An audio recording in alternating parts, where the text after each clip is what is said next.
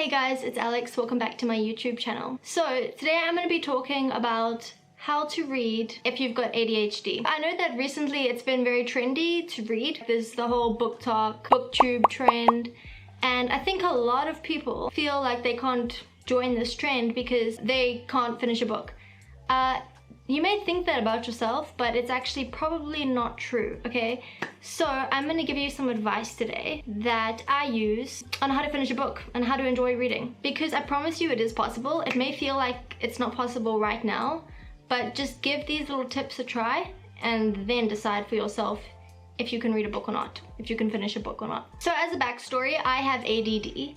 And I remember when I used to not be able to finish a book, I would just stare at a page and not absorb what was in front of me. Even though I knew the words, somehow it wasn't going in. It was like, what? This is not adding up right now. And then, yeah, I learned a few little tips and tricks. And today I'm gonna teach you these.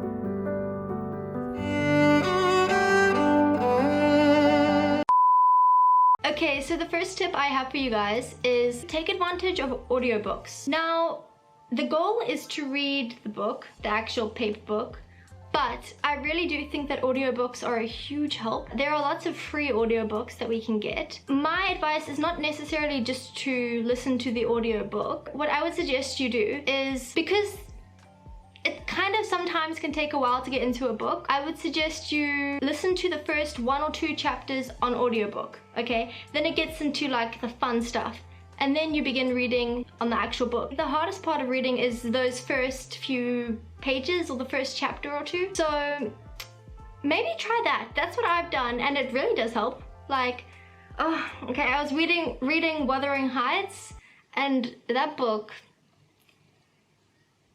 they all had the same names. Like, I don't know, it was getting a bit confusing. So I was listening to the audiobook and it helped a lot. And then I could read the rest in actual paper form. Usually I like to just read, but it's been a while. I've been kind of slacking on my reading, to be honest. The second tip I would give to you guys is to read out loud. And I would recommend that you read out loud with expression. So imagine that you're actually acting out these lines. Like, this book is lines that have been given to you in a play and you have to act them out. The reason I think that this is so helpful is because if you've lost focus, it stops you and it says, hey, what kind of mood are we supposed to be going for right now in this person's voice? You're kind of forced to be aware at every moment. How is this person saying this thing? What's currently going on? I need to use my voice to express that. The third tip I have for you guys is to look past the small details. Oftentimes when you're reading, you will come past like this person's name and it's this long, like essentially the whole alphabet, this just long confusing name. Don't waste time trying to figure out how to say that name, trying to remember that name, because most likely there's not going to be another person with that name in the book, so you will remember that that's the same person. I find that when they're describing the scenery, I sometimes will get distracted if I'm too focused on knowing exactly how they're describing it. Oftentimes those details are kind of insignificant. It's more just like so that you can enjoy the book and imagine it how they're saying. If that's actually distracting you and taking away from your experience reading, just look past it and just imagine it how you want. It's fine. The main point here is just to realize what's important material to absorb and what's insignificant. The other thing I do often, which really does help a lot, is I will finish the chapter of the book that I'm reading and then I'll go talk to someone about it. So I'll go to my mom and explain to her what's currently going on in my book. Oh my gosh, I wonder what's gonna happen next. Because when you actually say out loud to another person what you've been learning from the book, it kind of forces you to recall the information, and then you have to put it together and you have to describe it in a way that makes sense to another person. And it also gives you a chance to think what's going to happen next. It gets you more involved in the book, you know? And it definitely does help with remembering the book, because sometimes we can read a book and then if we go too long, we've forgotten what's happened, we have to get back into it. Try not to go too long without reading the same book, because then it's going to be harder to get into it as well. It's just like another bonus tip over there. So yes, definitely talk to someone about the book, even if you're just talking out loud to yourself, actually, that's fine. But the main thing is that you actively recall the information that you've read. like summarize the information into the main points, you know. The next tip, this one is kind of obvious, but it is actually very important. And that is to read a book that you actually enjoy. Usually we have to go through quite a few genres before we find the kind of books we like. Some of us only like true stories, some of us only like crime books, sci-fi, who knows. Find your genre. It's so much easier to focus on a book you enjoy. I know, it's cliche and it's obvious. For me, although I can focus on fiction novels, I cannot focus on a crime book. Like, I don't think I would really enjoy that much, to be honest. Or like a sci-fi book, I couldn't get through that. Like, oh my gosh, if I had to read Harry Potter, even though I know that that's a good book, I just think that the world that you have to focus on and all the different spells and like the names. Some people enjoy that. So it's really kind of, everyone has their own preferences. So just try and discover what you like before you decide that you don't like reading. Just give yourself a chance first. Another thing that might be a good idea for you is if you read a book of your favorite movie. So something you already know the whole plot of, you understand how it goes, just read the book version of that. It can make it easier if you're like, oh, is this gonna be boring? Or am I not gonna remember what's happened? If you skip a few pages where you've like blanked out and you've gone through the pages just reading the words but not actually absorbing it, it's fine because you essentially know what's going to happen at the end of the book anyway. The next tip I want to give you guys if you're struggling to read is to think of it as gaining information. So the problem is that when we read a book, we're like, okay, if I can get through these 3 pages and make it to the end of this chapter, and then I've read that chapter today, that's not going to help you if you think of it like that. Because you're thinking of it as, okay, how many pages can I get through? Let me get to the next chapter. Okay, I'm almost done the book. How many chapters do I have left? I know you're thinking that, and I used to think that as well. But that's not gonna help you. What you need to think of is, how much information have I gained in this chapter? What happened in this chapter? Say, okay, it doesn't matter how many pages you read. Don't even give yourself a limit of how many pages you have to read. It can be 1 page, it can be 2 pages. Can be a few chapters, doesn't matter. What information was gained? That's what you should focus on. Doesn't matter how many pages it was. Focus on that first. That's the most important thing. If none of the tips I have given you are working, then another thing that you might want to try, or you can try it on top of everything I've told you, is to try Bionic Reading.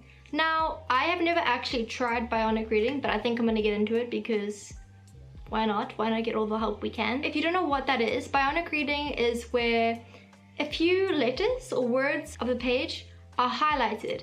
And it's supposed to be good for people with ADHD because it allows your brain to fill in the rest. It's supposed to help you focus or something. I don't know the whole science behind it, but give that a go. I'm gonna give it a go, to be honest, and I'll let you know what I think. The next tip I want to give to you guys is to watch YouTube videos and movies with the captions on. Now, I do this anyway because it helps me to actually it helps me to focus on what's being said, because for some reason sometimes when I'm watching movies I can't really, like, it's not going in. I'm not hearing what they're saying. So maybe just try and start watching movies with the subtitles on, and that way you're getting used to reading and listening at the same time. You're like activating that muscle, the reading muscle. Now every time you're on the internet and you're just scrolling through social media, you're practicing reading. So that way when you get into reading, it's like, oh, I'm doing the same thing, it's just without the video this time. And then before you know it, you actually are listening to the video with the sound. You kind of realize, oh wait, I've absorbed this information, I'm capable of reading.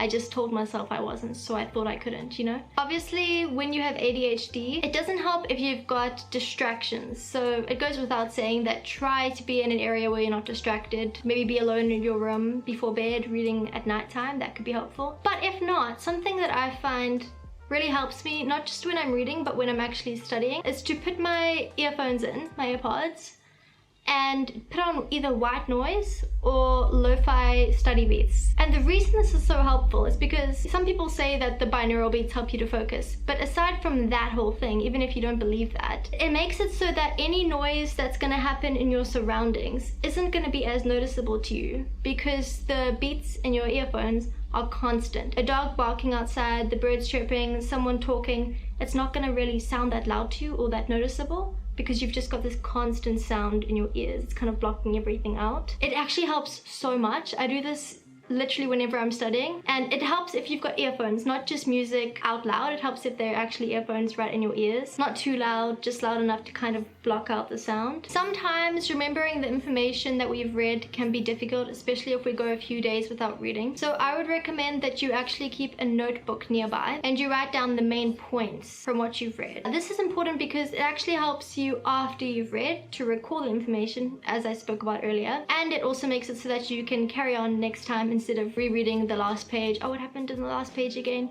You can just, oh yeah, this happened in a quick sentence, you've written it down, you know? So just keep a notebook, and even in this notebook you can also write down words. If there are common words that are used and you don't understand what that word means, just look it up.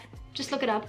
Because if the word is frequently used throughout the book, it's probably important to know. Okay guys, so I think that's essentially all my tips that I have for you. I hope I haven't forgotten anything. I might do another video on this another time because I've learned so many different tips. I promise you, just because you have ADD or ADHD does not mean that you can't read. I understand that it's difficult, but it doesn't mean that it's impossible. Also, it's really good for your memory and your attention span. And I think we all know in this day and age, we need to improve our attention span. We've got 10-second TikToks that we just scroll by. It's not good for our brains. So yeah, I hope you guys enjoyed. Bye-bye. Thank you for watching.